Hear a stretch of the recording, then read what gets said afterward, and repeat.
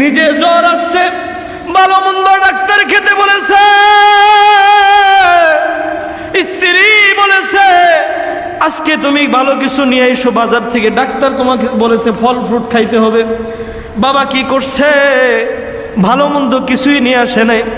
রাত্রিবেলা যখন জিজ্ঞাসা করলো কিছুই কেন নিয়ে আসলেন না, বাবা বলে অল্প কয়টা টাকা আছে, ছেলের বেতন দিতে হবে, অল্প কিছু টাকা আছে, ছেলের একটা জামা কিনে দিতে হবে,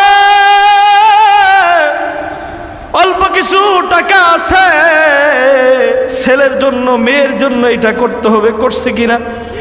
তাহলে যেই মা নিজের সন্তানের জন্য মৃত্যু কামনা করলো, যেই বাবা নিজে না খাইয়া নিজে ছিঁড়া জামা পইরা আপনাকে দামি দামি জামা কিনে দিয়েছে, যেই বাবা নিজে ওষুধ না খাইয়া